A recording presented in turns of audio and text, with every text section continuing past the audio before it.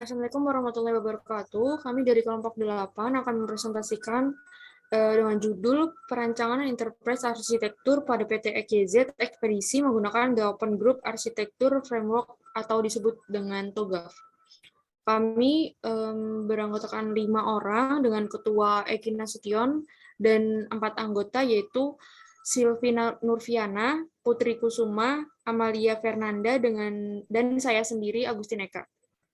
Dan selanjutnya akan dilanjutkan oleh rekan saya yang bernama Putri. Ya, latar belakang. Menurut Kamus Besar Bahasa Indonesia, teknologi merupakan suatu metode ilmiah yang digunakan untuk mencapai tujuan praktis dan merupakan salah satu ilmu pengetahuan terapan. Salah satu teknologi yang dapat mempermudah dan efektif serta lebih efisien yaitu penerapan pada ekspedisi pengiriman barang.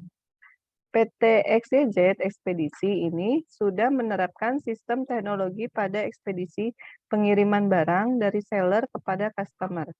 PT XYZ Ekspedisi ini merupakan jasa pengiriman barang atau paket ke seluruh wilayah Indonesia. Pada awalnya masih dilakukan pengiriman secara konvensional. Di era digital dan modern kini, banyak yang sudah beralih berjualan secara online, baik di kota atau bahkan luar pulau. Selanjutnya akan dibacakan Agustin Eka. Baik, di sini akan saya lanjutkan. Di sini saya akan menjelaskan tentang pengertian dari enterprise arsitektur. Enterprise arsitektur sendiri itu didefinisikan sebagai model, dokumentasi, dan item-item yang dapat digunakan kembali seperti komponen, kerangka kerja, atau framework, objek, dan sebagainya yang mencerminkan sebuah arsitektur secara utuh.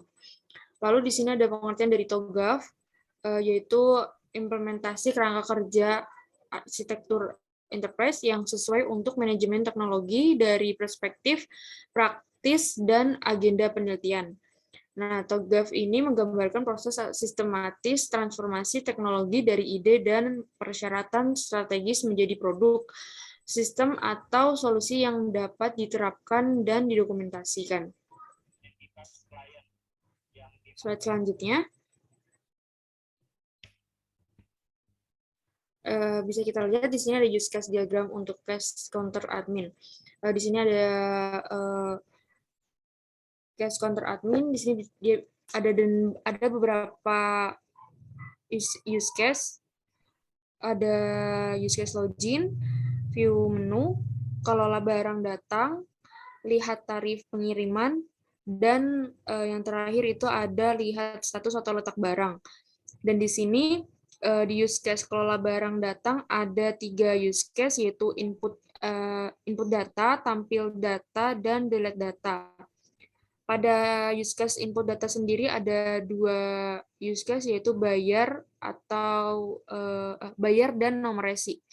Jadi jika misal saya admin gitu, misal ada yang mau kirim barang, kita bisa membuka menu kelola barang datang, lalu input data, lalu klik bayar, lalu menyerahkan nomor resi kepada pelanggan. Dan jika ingin menghapus data, kita bisa pilih use case delete data. Dan di sini di use case lihat tarif pengiriman ada input kota asal, tujuan, dan kuantiti barang. Lalu di sini ada tarif. Ketika kita sudah menginput yang tadi, lalu akan menampilkan tampil tarif pengiriman. Ada tampilan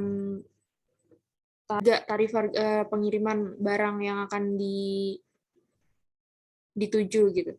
Nah, selanjutnya ada letak barang atau status barang. Di sini kita bisa input ketika kita ingin melihat barang kita sudah berada di mana, kita bisa cek resi, yaitu dengan cara menginput nomor resi yang telah dikasih oleh admin, lalu akan tampil letak atau posisi barang di mana gitu. Dan selanjutnya akan dijelaskan oleh teman saya, Sylvie.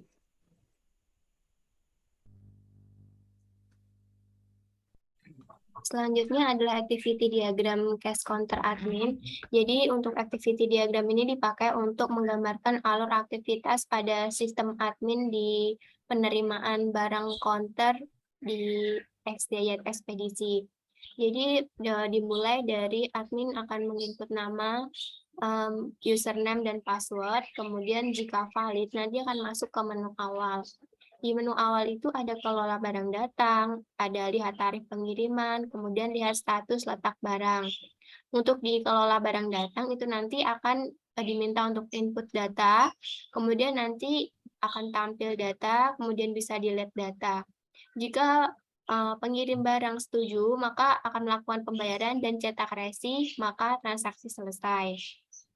Kemudian dilihat tarif pengiriman, nanti akan ada input kota asal, tujuan, kuantiti barang, maka nanti akan terintegrasi atau akan tampil tarif pengirimannya berdasarkan tarif yang sudah ditentukan dan sudah disimpan di database untuk tarifnya.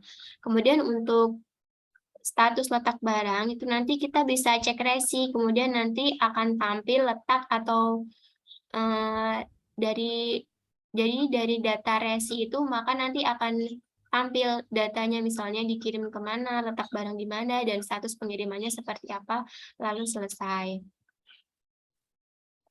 Selanjutnya adalah sequence diagram. Jadi sequence diagram ini digunakan untuk menjelaskan bagaimana suatu sistem itu bekerja. Jadi di sini kita tetap mengambil aktornya itu sebagai counternya, yaitu admin.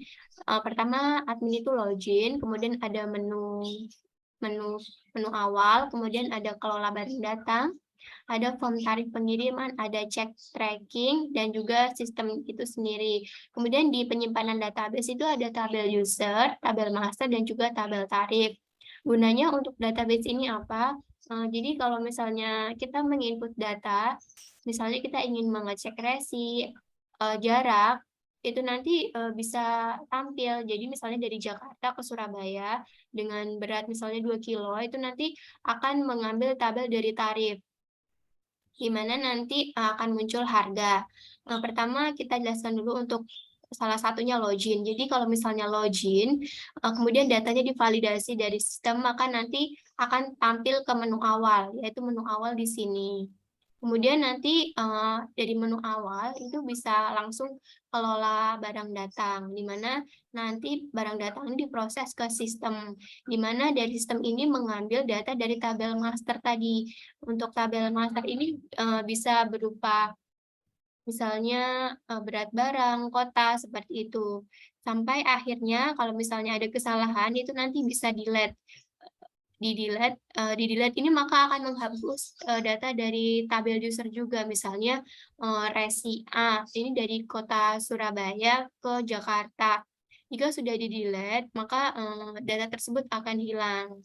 Kemudian bisa juga di sini kita melihat tarif pengiriman. Tarif pengiriman ini melihat dari database tabel tarif. Seperti yang dijelaskan sebelumnya, kalau misalnya kita mengecek dari Jakarta ke Surabaya, itu data tarifnya diambil dari database tabel tarif tersebut.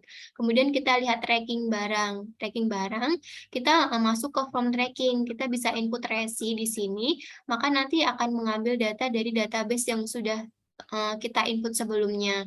Jadi bisa kita tracking posisi dan juga status barangnya seperti apa. Selanjutnya akan dijelaskan oleh Saudari Amalia. Ya, selanjutnya ada diagram IRD ke LRS Arsitektur Bisnis Ekspedisi. Di sini ada entitas seller dan mempunyai atribut nama, ID, alamat, nomor HP. Lalu dikirim paket one to many, satu paket untuk bisa dikirim ke banyak orang. Itu ada paket atau barang dengan atribut tujuan, berat, ID paket, tanggal, nama barang, serta harga dan jenisnya. Lalu banyak barang tersebut, many to one, diproses oleh admin dengan atribut nomor HP, ID admin, dan nama adminnya, diberikan kepada kurir, one to one, ya, satu admin kepada satu orang kurir, dengan ID kurir, nomor HP, dan nama. Lalu diterima oleh penerima atau customer, one to one, satu orang kurir untuk mengirimkan barang, dan diterima oleh penerima dan customer dengan atribut nama, ID penerima, alamat, dan nomor HP. Jadi sejalur dari seller, admin, lalu diterima oleh customer. Selanjutnya, slide selanjutnya. Ya, kesimpulannya dari pembuatan makalah ini yaitu untuk mengembangkan sebuah aplikasi arsitektur enterprise dan menguji kelayakannya, diharapkan bisa menganalisis dan membenahi kelebihan maupun kelemahan manajemen kualitas arsitektur enterprise.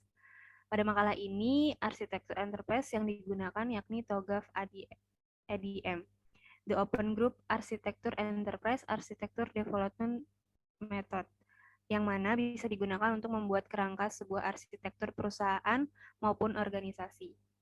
Sarannya ialah khusus untuk perusahaan jasa ekspedisi, pemahaman proses bisnis ekspedisi merupakan hal yang paling penting. Karena proses bisnis ekspedisi memiliki kompleksitas dan karakteristik jika dibandingkan dengan proses bisnis organisasi jasa lainnya. Dengan adanya model awal untuk perancangan arsitektur, dalam makalah ini diharapkan menghasilkan sebuah model perancangan arsitektur enterprise ekspedisi yang utuh dan lengkap, sehingga bisa diterapkan oleh ekspedisi khususnya di Indonesia. Sekian presentasi dari kami, kelompok 8, kurang dan lebihnya mohon maaf. Assalamualaikum warahmatullahi wabarakatuh.